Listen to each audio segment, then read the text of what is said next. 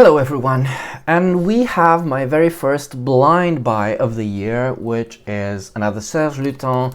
This is something I haven't smelled before. I've only looked on the notes and I was very intrigued, and because I was able to find it, I got it. So this is La Religieuse. I don't know anything about this. I'm getting towards the end of Serge Lutens fragrances I'm able to purchase. Most of the fragrances from Serge Lutens that are available in my country, I think I got them, so there's not much else left. There's 5 o'clock au gingembre, and I've been eyeing Poivre Noir. I haven't smelled, and I've been eyeing La Dompteuse Engagée because I love that name. That's such a beautiful name. The Caged Tamer. How's that for a name? So it's supposed to be this yellow floral, which I'm very intrigued by.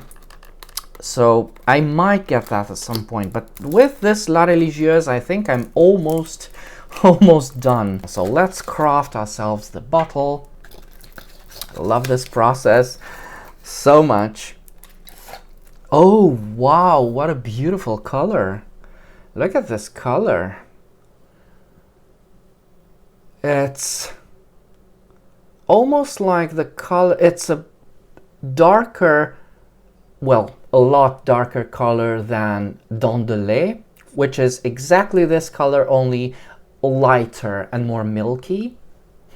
Very beautiful. I like this attention to detail because the color of the fragrance is important, and when you have these very minimalistic bottles as Serge Lutens have, I suppose the way the fragrance presents itself is very important. Also put the cap in for safekeeping. Okay, this is floral and very citrusy and powdery. Oh, it's projecting quite nicely from my desk here. It was launched in 2015. This is quite old. Let's see. Soapy. Very soapy and very lemony. Oh, and something, oh no, oh.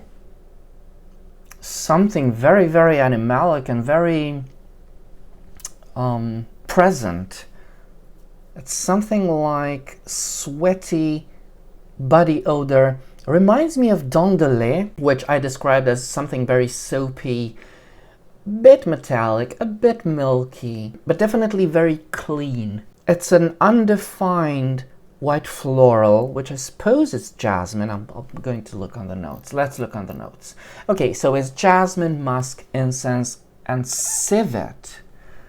Civet, that's supposed to be the thing that's lurking about. All right, so I would describe it as aldehydic, lemony, very bright, because it reminds me of at times, it reminds me of Kouros.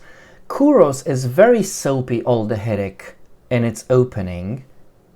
Well, in its middle part as well, I suppose. And there's something from, which I'm not playing dumb, I know it's the civet part, you know. It's the musky civet part that's quite similar to the way Kouros presents itself. At first glance, it's very, this is it, right? I suppose this is the fragrance. I don't know if it's going to change or not. I should apply this somewhere as well, because I want to understand it a bit better. Oh, on the skin, yeah. The jasmine is so beautiful. On the blotter, I don't know why it wasn't more obvious. Let me start it anew. Let's try again. Oh, a lot more things going on the skin. So, just like with Jeu de Peau, I suspect there's a sandalwood base because it's quite woody and it has that milky vibe. It does remind me of Don de Lait, which isn't a fragrance I loved. It's not, but this one is more complex. It feels more complex. It's a lot more, giving than Don de Lait. There's something milky, toasty, so I suspect a bit of sandalwood in the base. Love the name, but as always, we could only infer what the name kind of means. You're supposed to think of someone very religious, maybe a nun, a practitioner. Oh yes, this reminds me of Joyeuse tubereuse from Guerlain, because it's the same sort of jasmine-y tuberose, which is a lot fresher here.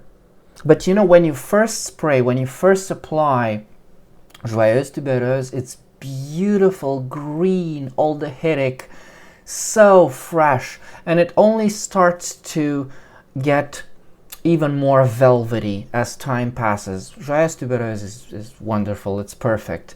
I don't know how this will change, if at all, but this is green and very, very fresh jasmine at the beginning. So the notes for this on the website, they just cite bergamot, jasmine and incense. I do not get the incense quite yet. Don't know if I ever will, but I do get this milky, toasty sandalwood, which means nothing. It's not cited anywhere. Like on Fragrantica, where they cite civet and musk, I do get something musky and animalic. It was more present on the scent strip. Yes, for some reason the musks are more present on the scent strip, which isn't something that usually occurs. I guess my skin likes to transform this into something more floral. Very interesting. I decided I like this scent.